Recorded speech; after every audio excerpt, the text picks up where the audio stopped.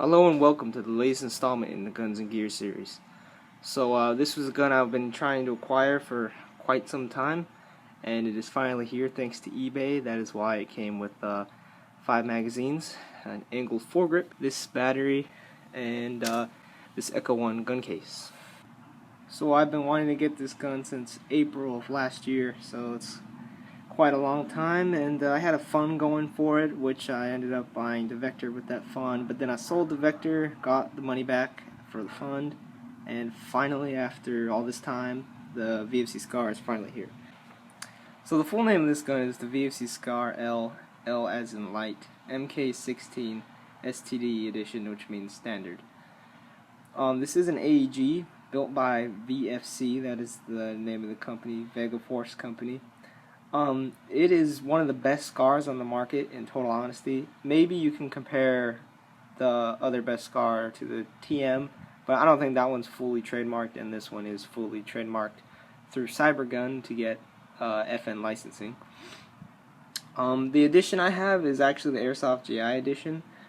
That means that it's in two-tone, and you can get one where the top is tan and the bottom is black, but I was going to get all black one or just get this one and spray paint it black, but I actually really like the way it looks.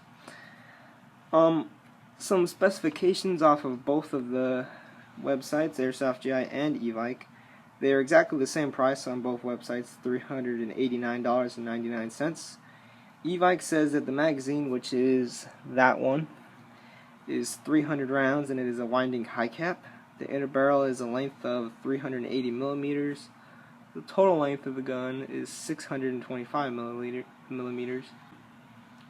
The FPS taken from e-Vike is 350 to 370 with 20 grams. And on Airsoft GI, they say the FPS is 380 to 400, which I think is more accurate since this gun is definitely shooting about 400. STD, the standard length, means that the barrel is going to be that size permanently. There is a CQB model where the flash hider will be just about at the end of the gas block, and I think there's a model where that comes with the barrel and then you can unscrew it, but I don't think this barrel screws off. Now, one of my favorite features about this gun that isn't common with all of my really bulky weapons is the weight. The weight is incredibly light. It's 7 pounds, but even with batteries, fully loaded, high cap, silencer, and a scope, this gun is still lighter than all my other guns, surprisingly. I don't know how it does it.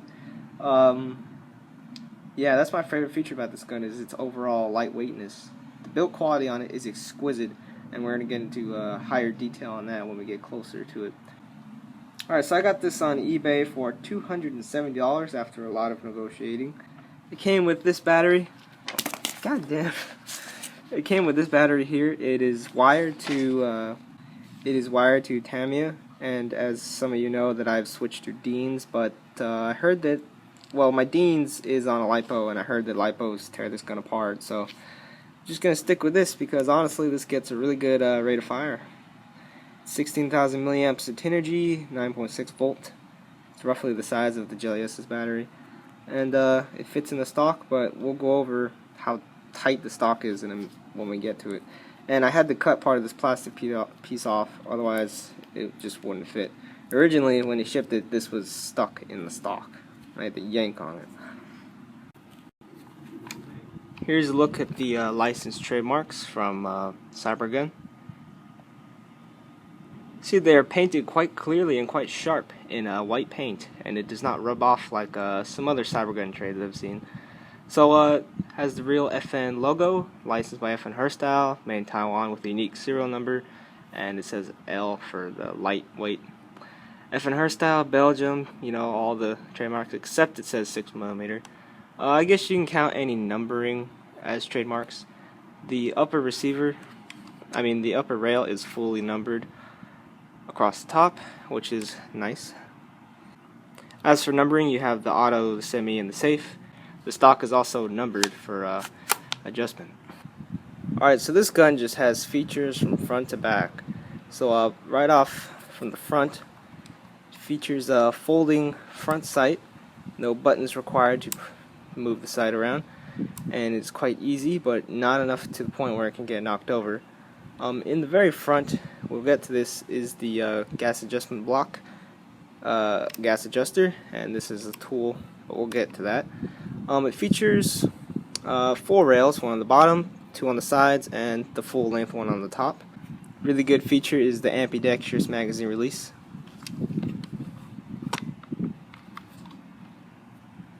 The charging handle bolt can be switched to either side. I gotta switch mine to the left side, just haven't done it yet. It also features an ambidextrous selector switch,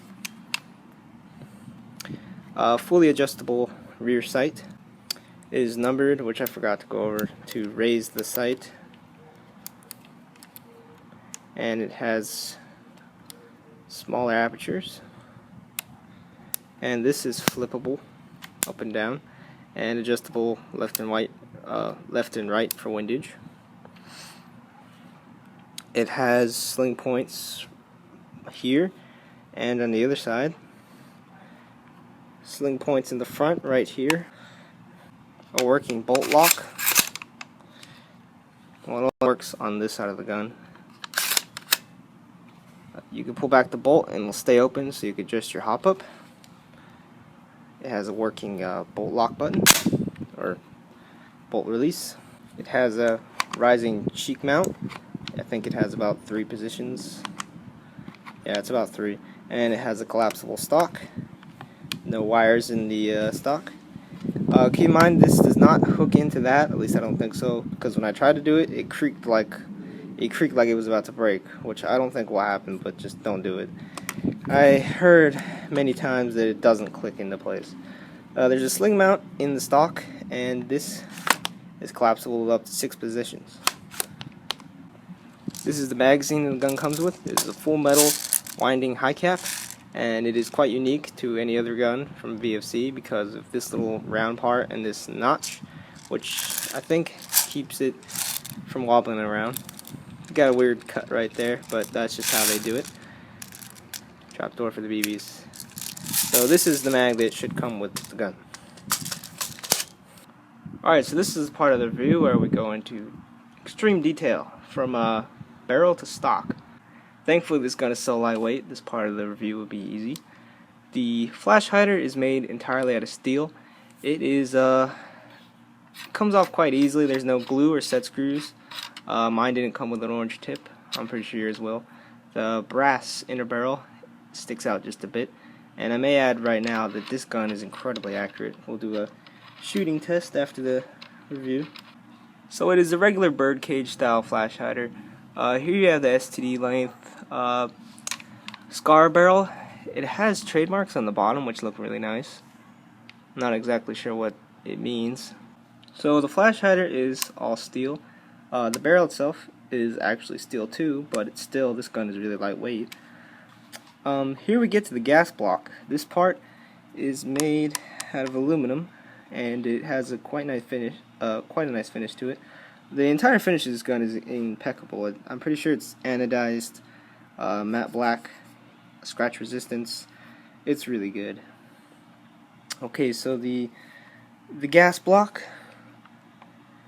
pretty much the same stuff going on each side. Here's the front sight, flip up. It's just like an M16's front sight. You know, you put the tool in there that this gun, I think, hold on. Oh yeah, so here's how you adjust the front sight. This part to regulate the gas on the real gun is actually a multi-purpose tool. So you would put this in there, push down, and then twist it. And what that does is it raises the notch higher and lower in the gun. So this part of the gun to regulate the gas is actually a multi-purpose tool that you just rotate all the way out. So this is to adjust M16 sights. The thing itself is aluminum. You just yank it off, and underneath that is a hex key. This is for disassembling the entire gun.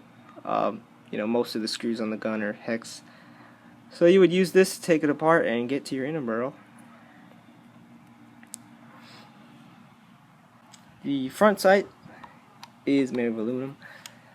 Okay, the entire body is aluminum. Yep. Alright, so from here you can see your 4 rails. This, I'm pretty sure, is either aluminum or just incredibly good plastic. It's hard to tell. Top one's definitely aluminum, and the bottom one is also definitely aluminum. So you can see I have an angle foregrip from Magpul on here, which came with the gun.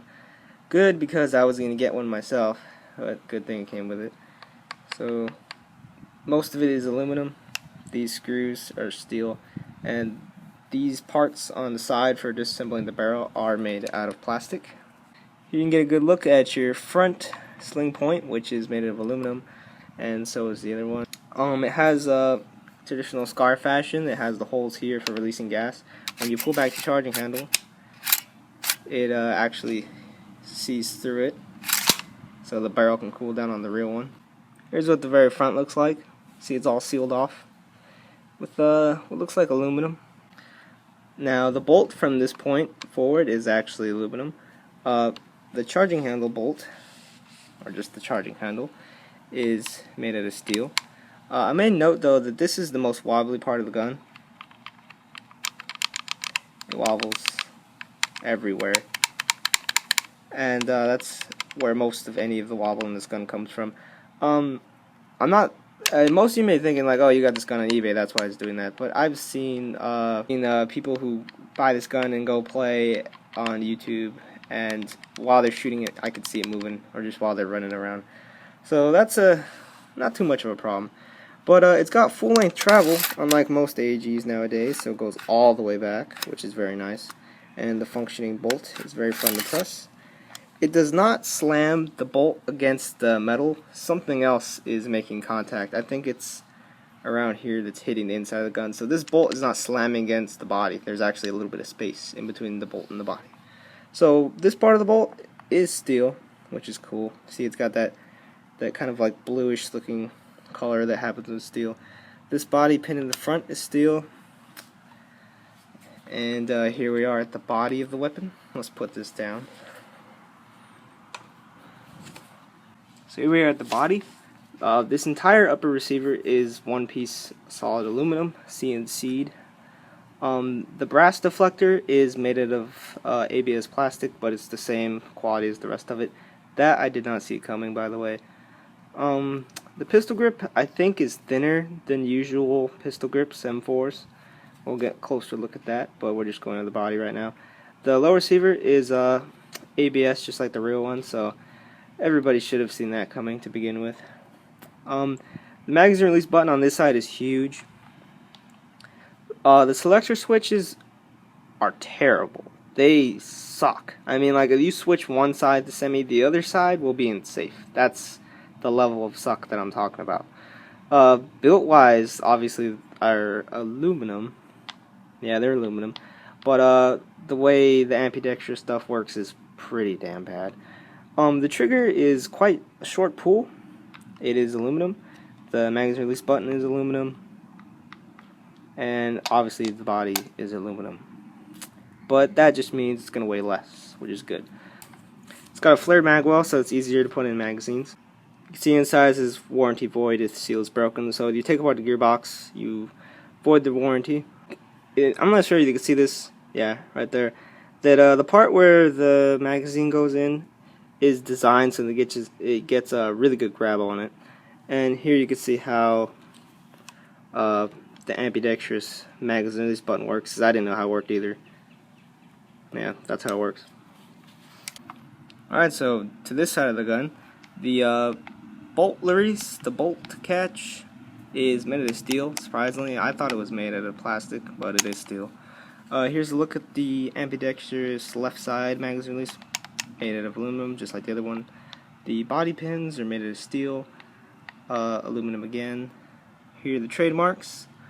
I've already gone over that in pretty good detail. Here's the trigger. Now I mentioned just how bad the selector switch is. I'm not going to risk damaging the weapon, so here's how I do it. It's kind of a nuisance. I use both thumbs to switch them. There we go. So trigger, pretty short pull. I actually like it a lot.